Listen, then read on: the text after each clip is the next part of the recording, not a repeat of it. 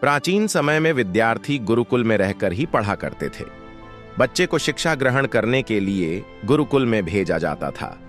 बच्चे गुरुकुल में गुरु के सानिध्य में आश्रम की देखभाल किया करते थे और अध्ययन भी किया करते थे। वरदराज को भी सभी की तरह गुरुकुल भेज दिया गया।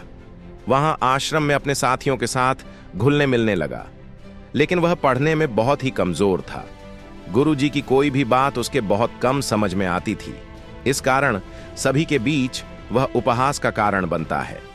उसके सारे साथी अगली कक्षा में चले गए, लेकिन वो आगे नहीं बढ़ पाया।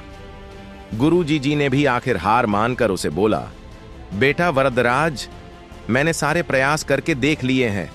अब यही उचित होगा कि तुम यहां अपना समय बर्बाद मत करो। अपने घर चले जाओ और घर वालों की काम में मदद करो।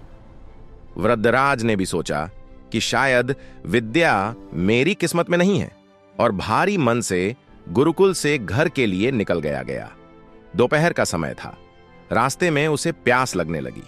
इधर उधर देखने पर उसने पाया कि थोड़ी दूर पर ही कुछ महिलाएं कुएं से पानी भर रही थीं। वह कुएं के पास गया। वहां पत्थरों पर रस्सी के आने जाने से निशान बने हुए थे, तो उसने महिलाओं से पूछा, यह निशान आपने कैसे बनाए? तो एक महिला ने जवाब दिया, बेटे, यह निशान हमने नहीं बनाए। यह तो पानी खींचते समय इस कोमल रस्सी के बार बार आने जाने से ठोस पत्थर पर भी ऐसे निशान बन गए हैं। वृद्धराज सोच में पड़ गया। उसने विचार किया कि जब एक कोमल से रस्सी के बार बार आने जाने से एक ठोस पत्थर पर गहरे निशान बन सकते हैं, तो निरंतर अभ्यास से मैं विद्या ग्रहण क्यों नहीं कर सकता। वृद्धराज ढेर सारे उत्साह के साथ वापस गुरुकुल आया और अथक कड़ी मेहनत की। गुरुजी ने भी खुश होकर भरपूर सहयोग किया। कुछ ही सालों बाद यही मंदबुद्धि बालक वृद्धराज आगे चलकर संस्कृत व्याकरण का महान विद्वान बना, जिसने लघु सिद्धांत कौमुदी, मध्य सिद्धांत कौमुदी, सार सिद्धांत कौमुदी, गीर्वाणपद मंजरी की रचना की। मॉरल, दोस्तों, अभ्यास की शक्ति का तो कहना ही क्या है। यह आपके हर सपने को पूरा करेगी।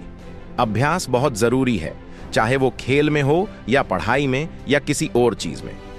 बिना अभ्यास के आप सफल नहीं हो सकते हो। अगर आप बिना अभ्यास के केवल किस्मत के भरोसे बैठे रहोगे, तो आखिर में आपको पछतावे के सिवा और कुछ हाथ नहीं लगेगा।